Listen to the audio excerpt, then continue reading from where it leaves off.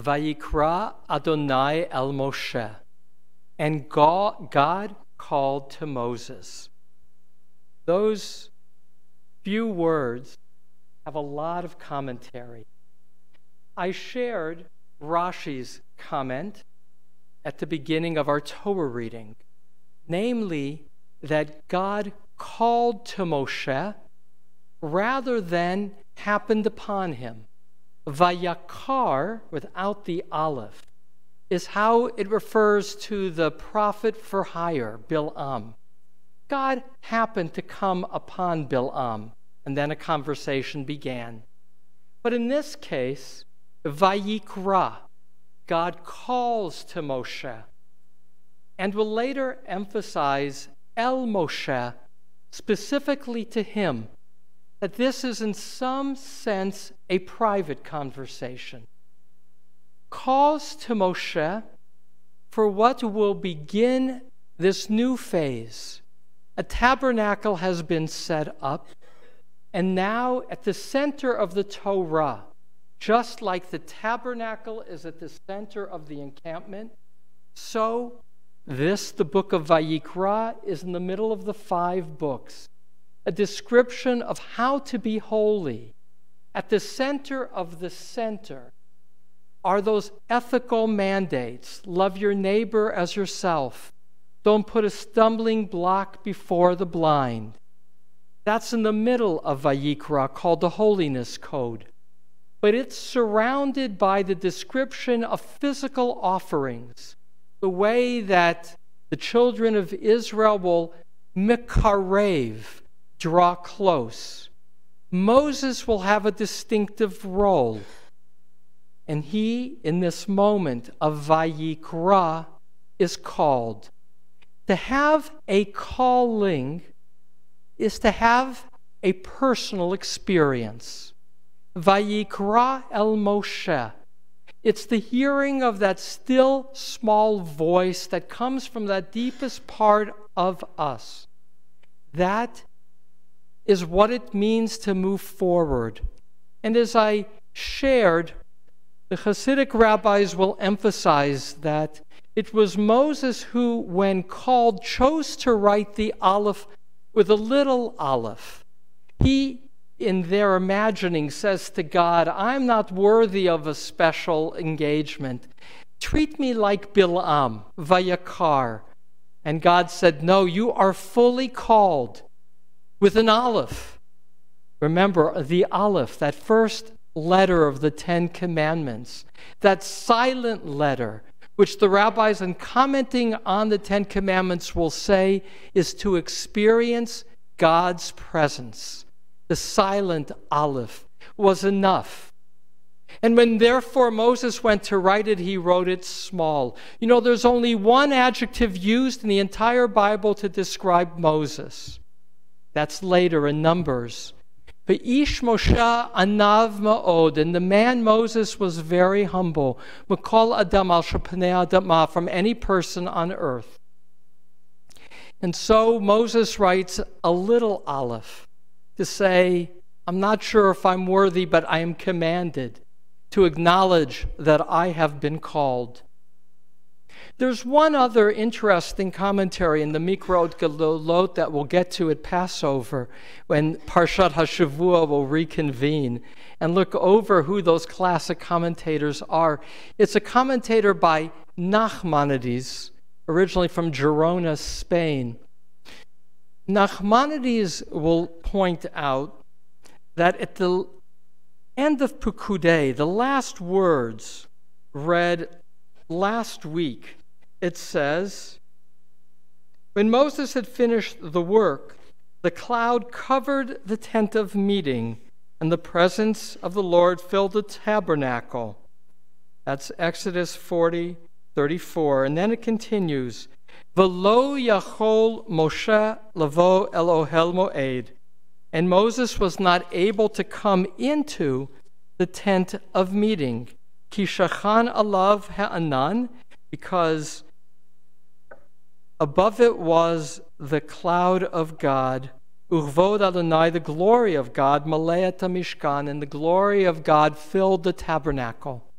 And so 3 verses before Vayikra, it says Moses couldn't go in. And so Nachmanides takes another angle. And he says that was the situation, and therefore Moses needed permission. Vayikra Adonai el Moshe. And the ever-present one called Moses and said, "Come, I want to speak to you. You can now come in." I was at a gathering of rabbis recently, sponsored by my friend Ron Wolfson, rabbis who specialize in interpersonal engagement in synagogues. And we were asked in this 3-day retreat, what's a favorite verse for you from Torah? And one of my colleagues cited this verse with the commentary of Nachmanides, which I was unaware of. And she said, I love that verse, because what it's to say is that you shouldn't presume, Moses shouldn't presume, he could just go in. He built the house with the children of Israel. But once it was dedicated to God, Vayikra el Moshe, he couldn't go without an invitation. And likewise, I was reading yesterday, my friend, my classmate and teacher, Rabbi Wolpe, wrote a little piece. It's worth getting as a weekly mailing of his commentary on privacy. And he pointed out that in the Torah, you cannot go into somebody else's house as well without permission. The notion there is about human dignity and God's dignity. After all, we're created in the image of God and reflecting that we each have a right, if you will, a privilege to our own space. And in that space, others can come, but by invitation. They shouldn't, and we shouldn't, presume the right to encroach, the right to trespass, the right to enter into another space without their permission. It's about human dignity. All humans need to know that they have a right to dignity, that each person needs to know they're created in the image of God, and with that, the sense that, like here, one can demarcate space. The problem of hate, which is part of our conversation today with our teenagers, is the treating of other people as less than human, of other. By being the other with a small o rather than a big O. When you treat the other as less than you, then they have no rights. All mass killings are grounded in the idea that the other is less than human and therefore warrants eradication. And toward that, words matter. To understand the other as less than human, worthy of dignity, worthy of respect, that's an education, if you will, an abasement, a blasphemy of words. And that's why hate speech matters. Because hate speech leads to action, not in every case, but in all cases in which there is hatred, like in New Zealand this week, that man, that vile man, spouted words of hatred, was informed by words of hatred. And that was true in Nazi Germany. Words have weight.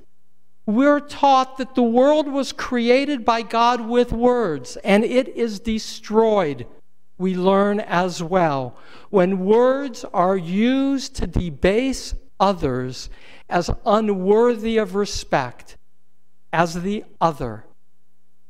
And so both those ideas merge in this one word, Vayikra, the first word of our Torah reading today, with Rashi challenging and inviting us to listen, as filtered through the teaching this week of Rabbi Jonathan Sachs, who focused on Vayikra and Rashi's comment to say each of us needs to find our own calling calling, Rabbi Sachs emphasized, is not easy.